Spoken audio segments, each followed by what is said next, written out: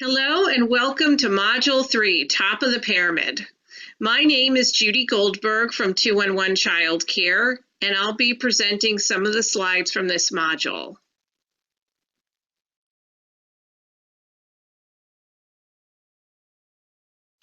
In this module, you will learn about the third tier of the pyramid model, Individualized Intensive Behavioral Interventions.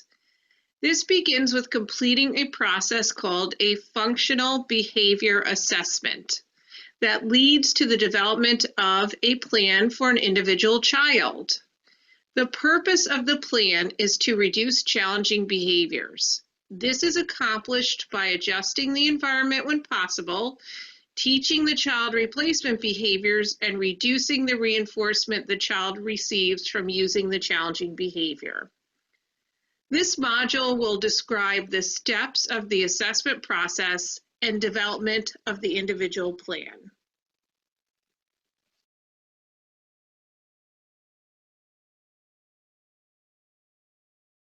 Throughout the previous two modules, you learned about the pyramid model as a whole. The components of Tier 1, nurturing and responsive relationships and high-quality supportive environments, and Tier 2, social-emotional teaching strategies. In this module, you'll learn about the third tier of the pyramid model, individualized intensive behavioral interventions. The top of the pyramid is reserved for a very few number of children who still exhibit challenging behavior even when Tier 1 and Tier 2 strategies have been implemented. About 5% of children, that's 1 out of 20, will need Tier 3 interventions and support. Here's an overview of the three tiers, their importance, and who they focus on. As you can see in the third column, if all tiers of the tiered system of support are implemented, there should only be about 5% of children who need the kind of frequent, intense interventions we will be talking about in this module. Using these percentages, that would mean in a class of 20 children, only 1 would need intensive interventions if the practices at Tier 1 and Tier 2 were being implemented consistently. It is important to remember the design of the pyramid model. The base needs to be strong to support all children.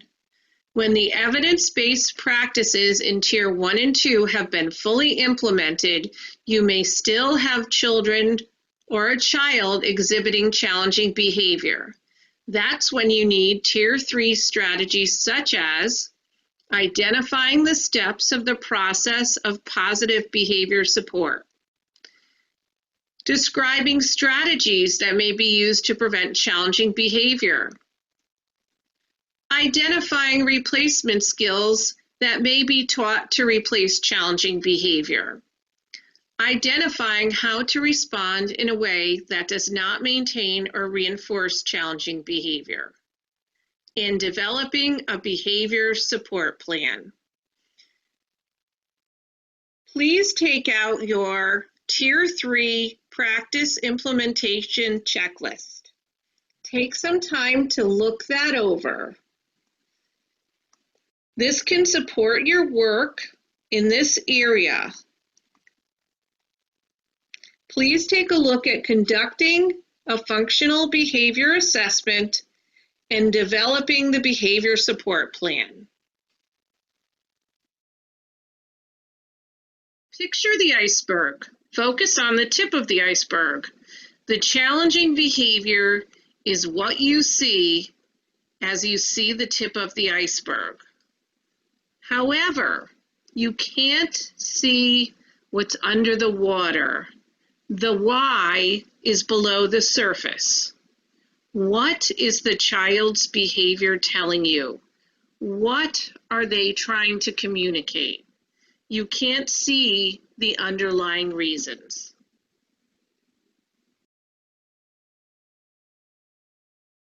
Take a look at the picture. Why is this child climbing across the table? What do you think the child is trying to communicate? What is the meaning of this behavior? Take a few minutes to think about that. Turn on your hat. Do you think they're clean enough? All right, let's see. Come on over here. I'll show you where to. Although all behavior is communication, not all behavior is considered challenging. These are 3 indicators of whether to consider intensive interventions. Examples include prolonged tantrums, physical and verbal aggression, disruptive vocal and motor behavior, for example, screaming, stereotype behavior, property destruction, self-injury, non-compliance, and withdrawal.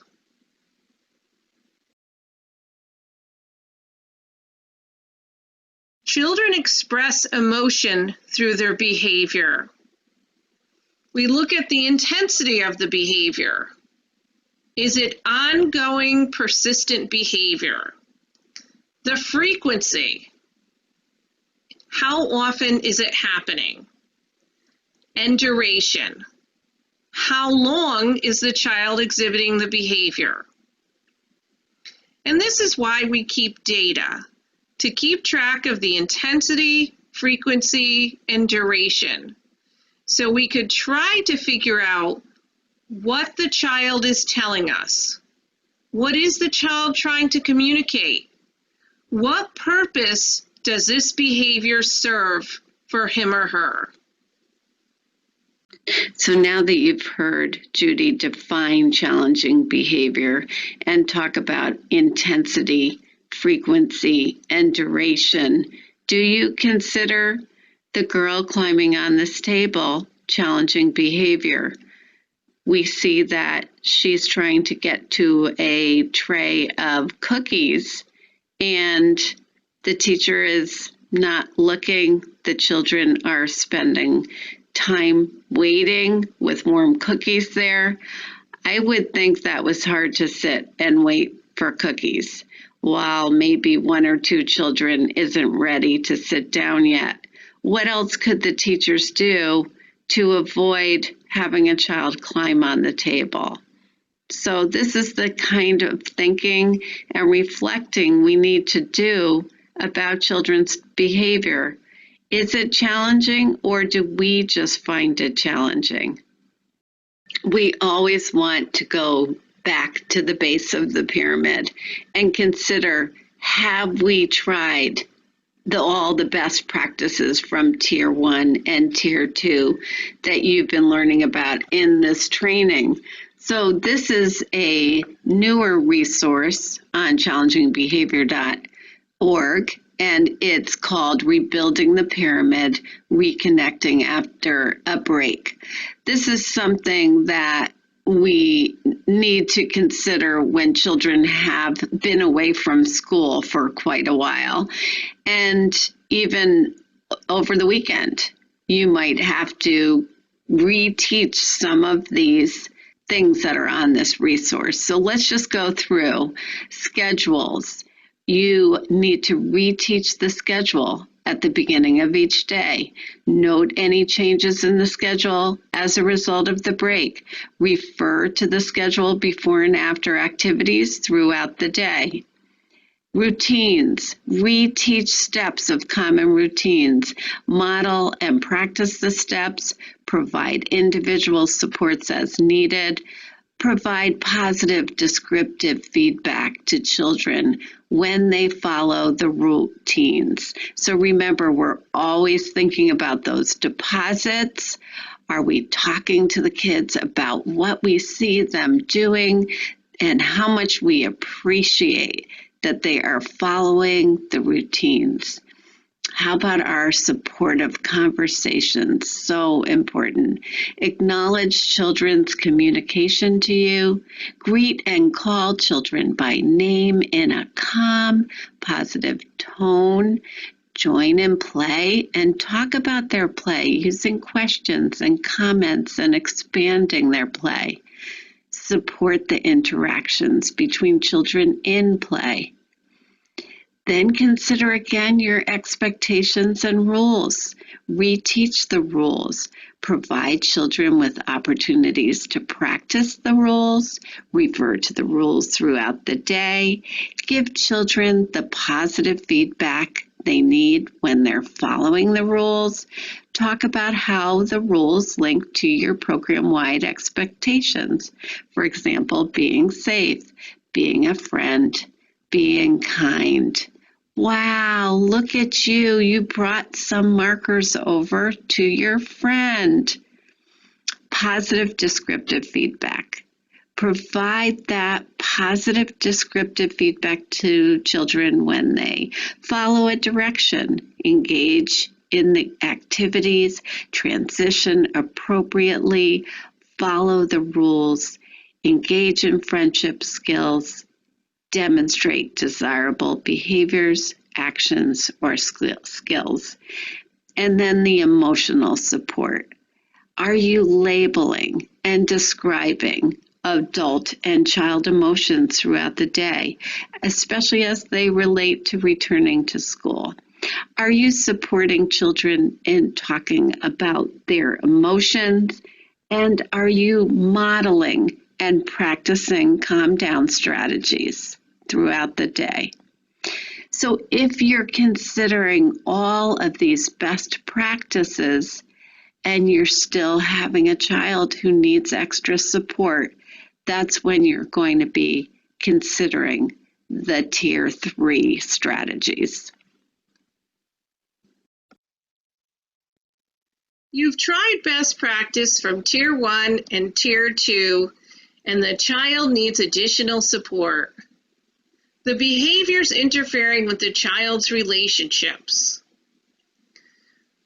What we are referring to when we say challenging behavior is any repeated pattern of behavior that interferes with learning or engagement in pro-social interactions with peers and adults. In other words, the behavior interferes with the child's relationships. Behaviors that are not responsive to the use of developmentally appropriate guidance procedures. So these are Tier 1 and Tier 2 procedures that just aren't working.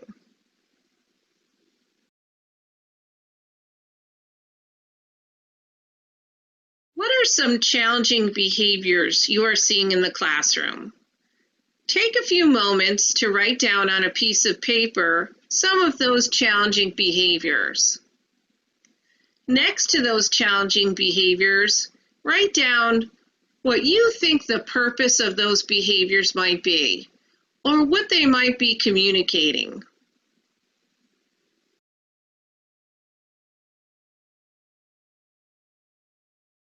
The hot button activity is a great way to examine attitudes about challenging behaviors and do some self-reflection. What behaviors push your buttons? How do these behaviors make you feel? How does this impact your relationships? Take a few minutes and fill out the hot button sheet.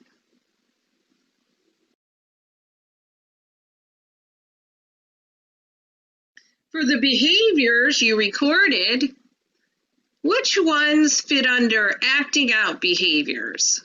And which ones fit under socially withdrawing behaviors? Take a few moments to put the behaviors in each category. The first group of behaviors has been termed acting out behaviors. These behaviors have a driven quality that's expressed either in the intensity, frequency, or duration of the behavior. Let's take a look at these behaviors. Inconsolable crying. It seems no matter what you do, the child continues crying. The crying could get quite loud, and it could get quite intense. Pushing. So a child who is going up to other children or to you and pushing hard, biting. This child will bite and break skin throughout the day. Persistent refusal to allow or participate in activities. So a child who continually runs up to block activities or might refuse to participate in activities for the day. Frequent, intense tantrums. Hitting. Frequent throwing of things or knocking things down or destroying property. Harm to self or others.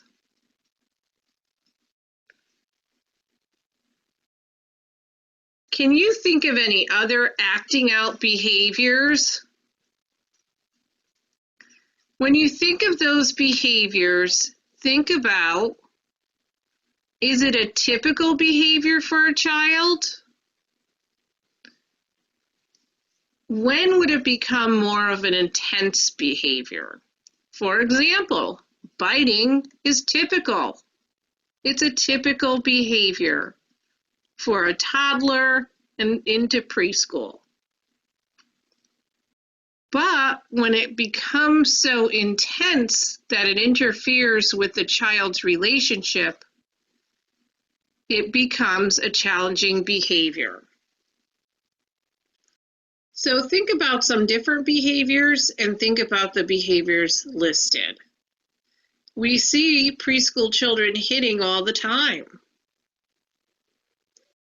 But it's the frequency and the duration that we look at to determine if it's a challenging behavior.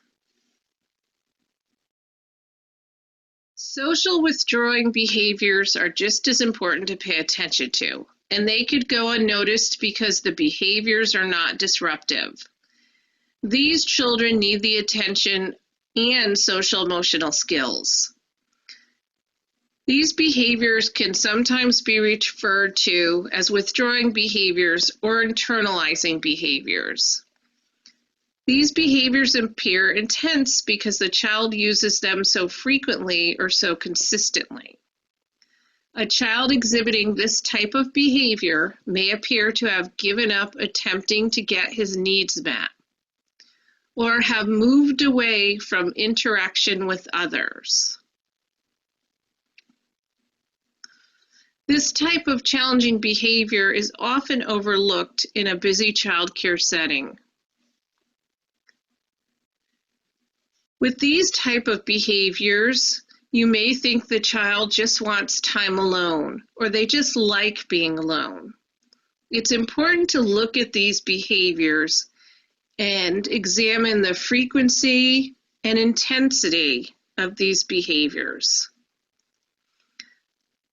such as not showing preference for a caregiver, looking sad, not joining in on play, not making eye contact. This could also be cultural, so you want to be mindful of that. Being over-compliant or avoidant with the caregiver. Diminishing efforts to use communication skills that have previously been used.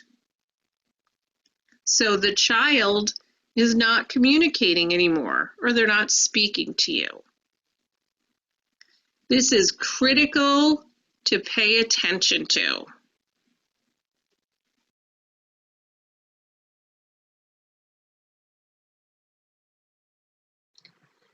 The historic way of dealing with challenging behaviors often involved thinking that the child was behaving inappropriately and needed to receive corrective feedback for inappropriate behavior, or Teacher might think the child's behavior was due to poor parenting or a child's immaturity or learning problems. In the pyramid approach, it's important to extend our thinking beyond traditional approaches and really think about the individual child.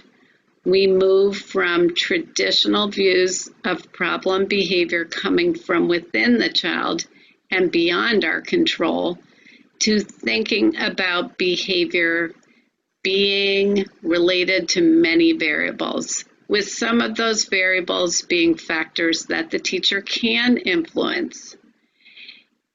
And instead of the historic way of addressing behavior once it occurs, the pyramid framework looks at preventing and replacing challenging behaviors with socially appropriate behaviors.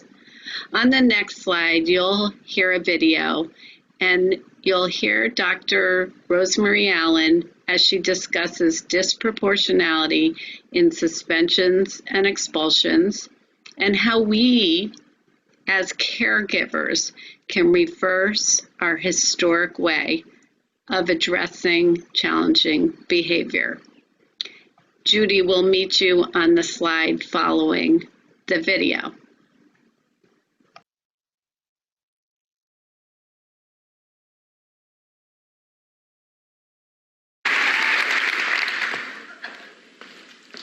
Young children are being suspended and expelled from school at alarming rates. Preschool children are suspended 3 times more than kindergarten through 12th grades combined. In Illinois, 40% of child care centers reported suspending infants and toddlers. Yes, those are children who have not yet turned 3 years old. African American children are only 19% of the preschool population, but comprise nearly half of all suspensions. You may be wondering, what can these kids possibly be doing to be suspended and kicked out of school so young? Surprisingly, many of them are engaging in typical childlike behaviors. I was one of those children. From the time I entered school, I was suspended at least 7 times a year. I was suspended for things like digging a hole in the playground to see if China was really on the other side of the earth. For that, I was labeled destructive. After a unit on maps, I climbed on top of the school auditorium so I could get a bird's eye view. And after the fire department and the police department got me down, I was suspended. And for that, I was labeled incorrigible. There was this one time I took all the baby dolls' heads, arms, and legs off. I just wanted to see how the body parts fit together. But for that, I was labeled a demon. They actually told my parents I exhibited demon-like behaviors. Then there was this one time I snuck into the boys' bathroom. I wanted to see how they got to pee standing up. But for that, I was labeled sexually perverted. Now, these are all childlike behaviors, albeit from a very curious child, but childlike nonetheless. Let's look at behaviors. What is it that children do when they get upset or they're deemed out of control? They scream, cry, hit, cuss, fight, throw things. That's because they're kids. Kids are going to be kids. They don't have the capacity to handle such intense emotions. Let's take a look at what adults do when they get upset. Kick, scream, cry, fight, cuss, throw things. The list is exactly the same. And while we can expect kids to be kids, as adults, what's our excuse? My friend Walter Gilliam says, suspensions are adult decisions. Suspensions are adult behaviors. But what if we change that behavior? What if we shift our thinking, focusing on the behavior of adults rather than focusing on the behavior of children? What if my teachers would have seen me as a geologist rather than being destructive? What if they would have seen me as a scientist rather than being a demon? Or a future doctor interested in anatomy rather than seeing me as sexually perverted? The key to managing the difficult behaviors of children is to manage our own behavior as adults. How many times have you seen an adult scold a child for screaming while also screaming, "Don't you dare talk to me like that," right? Or how many times have you seen them scold a child for hitting while also hitting? "Don't you dare hit your sister again." Or sometimes we even exclude children for excluding children. "Oh, you don't want to play together? Just go to your rooms." The behavior that we give the most attention to is the behavior that we are promoting. This is Tavon. Tavon's mother was being called at least 3 times a week to pick him up from school for misbehavior. He was only 4 years old at the time. I went to school to observe, and I was struck by how eager Tavon was to please his teachers. At one point, the teacher called all the children to the rug for circle time. "All right, everyone, circle time, come and sit crisscross applesauce." Tavon ran over, and he sat perfectly crisscrossed with his hands in his lap, and he wanted the teachers to notice. He craned his neck. She didn't notice. And he craned again as if he was saying, "See me, teacher, see me." Again, she didn't notice. And being only 4, he became frustrated and gave up. He stuck his legs straight out in front of him, leaned back on his hands. And it was at that moment the teacher noticed. "Tavon, you are not sitting like a learner. Leave the circle and go sit at the table." Wow. Children who are suspended are 10 times more likely to enter the juvenile justice system. They are more likely to drop out of school, have low achievement, and be suspended again and again and again. And this is the beginning of the preschool to prison pipeline. Children rise to the expectations of the adults in their environment, whether it's negative or positive. When we pay more attention to negative behaviors, we will get negative behaviors. But when we pay attention to those behaviors we want to see in our classrooms or in our homes, we will see those behaviors more often. And it's because children care what we think about them. They actually want us to like them. The key is for us to be self-aware. When we're aware of ourselves, then we come to know what our hot buttons are, what our behavior is, and how we respond to the behavior of others. We come to understand what pushes us. We understand our body language, and we come to understand our tone. And these things are really important to know because behavior is defined by the person most annoyed by it.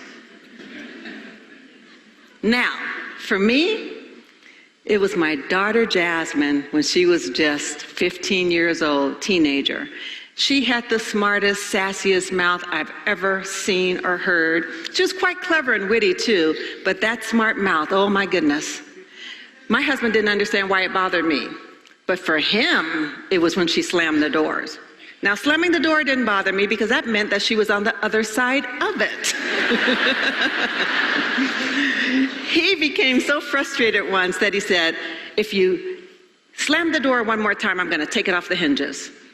Imagine my surprise when I came home one day and my 15-year-old didn't have a door to her bedroom. Now, in addition to being self-aware, when we build very strong, positive, authentic relationships with children, we come to know them, what their hot buttons are, and what triggers their behavior. We will also understand how our behavior impacts their behavior. I was observing another classroom, and there was a little guy named Raphael. And Raphael was getting in a lot of trouble in this classroom. The teacher called his name so many times, I began to keep a tally mark every time she did. Raphael, stop. Raphael, don't. Raphael, sit down. Raphael, don't make me have to come over there. Raphael, Raphael, Raphael. She called Raphael's name 27 times in 7 minutes. Raphael was learning that that place was not a safe, fair, or equitable space for him. And all the other children in that classroom, they were learning how to treat Raphael. It is our responsibility to find and look for what's good, right, and best in every single child. Tom Herner, former president for the National Association of Special Educators, says, when children don't know how to read, we teach. When they don't know how to write, we teach. When they don't know how to ride a bike, we teach. But when children don't know how to behave, do we teach or do we punish? We punish. But what if we intentionally taught children how to behave? What if we taught them how to share rather than saying, you need to share? What if we taught them how to make friends, how to initiate play, how to take turns? And then what if we gave them many opportunities to practice? Imagine a world where we intentionally taught children pro-social skills, gave them many opportunities to practice, and positively reinforced them every time they used those skills. Challenging behaviors would be greatly reduced. Actually, the pyramid model for promoting the social-emotional development of infants and young children has proven this to be true time and time again. When we use these strategies, we can disrupt and dismantle the preschool to prison pipeline. We can eradicate preschool suspensions, and we can mitigate the negative impacts of school suspensions on the child and on our society. Children do not suspend themselves. It takes an adult to do that, but we don't have to. When we focus on our own behavior, give children the tools they need to regulate theirs. Look for what's good, right, and amazing in every single child. We can stop suspensions, and we can keep our babies in school. Thank you.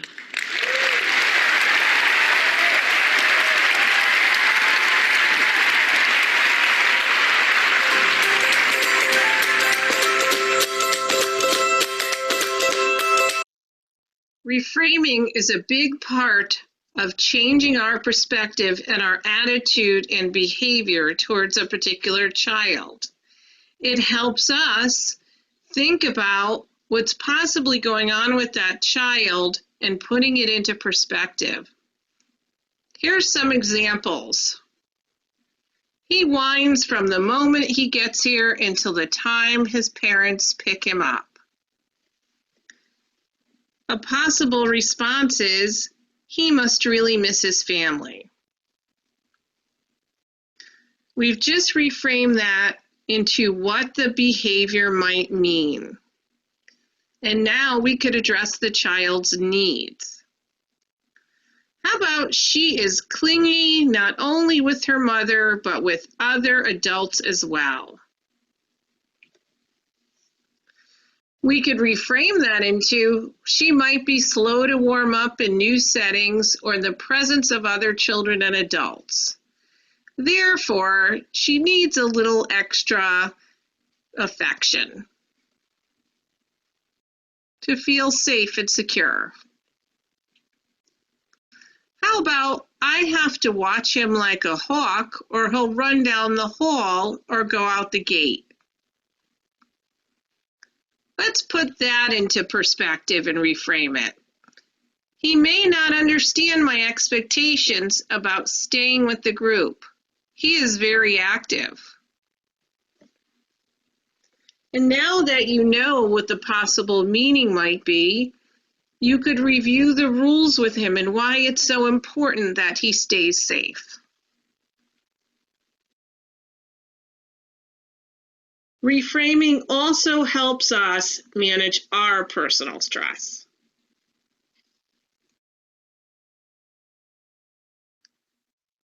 For strategies for responding to feelings and reframing, notice your feelings.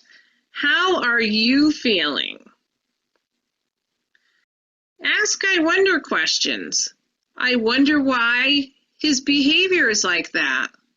I wonder what he needs. I wonder what he's saying. I wonder how he needs my help. Further educate yourself about the child. Is there anything you need to know about him? Can the family offer some information that could help you? Also, recognize your own hot buttons as an opportunity to help a child who really needs your help. What can you find out about the child which might help you understand? You don't want to compound any feelings by having the child see you frustrated with his or her behavior. So pay attention to your own behavior and your own feelings, and use feelings as a signal or reminder. Maybe it's time for you to stop and take a break and ask your co-teacher for some help. Maybe it's time for you to do some more observations on the child to get some more information. But just remember that a child could read your feelings verbally and non-verbally. By the tone in your voice, the expression on your face, how you respond to them. So be mindful of that, and be mindful of when you need to take a break. Hi, my name is Corinne, and this is my friend Scout. And today we're going to teach you the forgiveness breath. So forgiveness is really important to help us feel peace in our hearts and minds. And sometimes forgiveness can be difficult or bring up feelings of tension. So we're going to learn how to release that tension with the forgiveness breath. So let's start by just closing our eyes and noticing our breath. And you can bring one hand to your belly and one hand to your heart.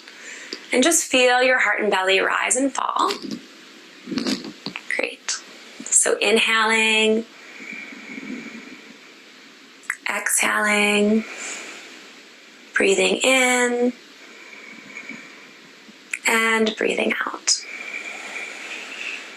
And then let's open our eyes. And we're going to do a tense and release exercise. So we're going to start by inhaling and tensing all the muscles in our hands really tight. So we're going to inhale, tight, tight, tight, and exhale, let it go. And then we're going to inhale, we're going to tense the muscles in our shoulders, our hands, and our arms. So squeeze your shoulders up near your ears, squeeze them tight, and exhale, and let them go. And now we're going to squeeze all the muscles in our face like a prune face. We're going to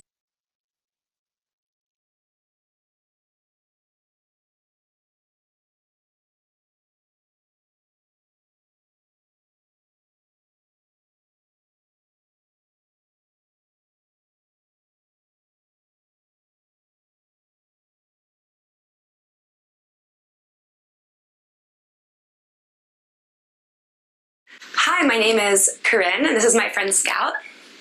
And today we're going to teach you the forgiveness breath. So forgiveness is really important to help us feel peace in our hearts and minds. And sometimes forgiveness can be difficult or bring up feelings of tension. So we're going to learn how to release that tension with the forgiveness breath. So let's start by just closing our eyes and noticing our breath. And you can bring one hand to your belly and one hand to your heart. And just feel your heart and belly rise and fall. Great. So inhaling, exhaling, breathing in, And breathing out. And then let's open our eyes. And we're going to do a tense and release exercise. So we're going to start by inhaling and tensing all the muscles in our hands really tight. So we're going to inhale, tight, tight, tight. And exhale, let it go. And then we're going to inhale, we're going to tense the muscles in our shoulders, our hands, and our arms. So squeeze your shoulders up near your ears, squeeze them tight. And exhale, and let them go. And now we're going to squeeze all the muscles in our face like a prune face. We're going to squeeze the muscles really tight, tight, tight. And exhale, relax and let them go. And now we're going to squeeze the muscles in our lower body. So we're going to squeeze our belly and our toes and our legs as tight as we can. And exhale and just let the breath go. And now we're going to breathe and squeeze the muscles in our entire body. So we're going to inhale, squeeze our hands, our face, our shoulders, our toes, our legs as tight as we can. And then, great. And then exhale and let it go. Now just reconnect with your breath and bring your hand back to your belly and your heart. And just notice your belly and heart rising and falling, just like a wave. Breathing in and breathing out. So inhaling forgiveness and exhaling, just letting go and relaxing. Good. Thank you, Scout. And that's it.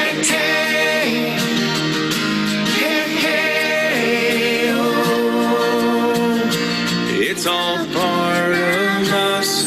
We can all choose love.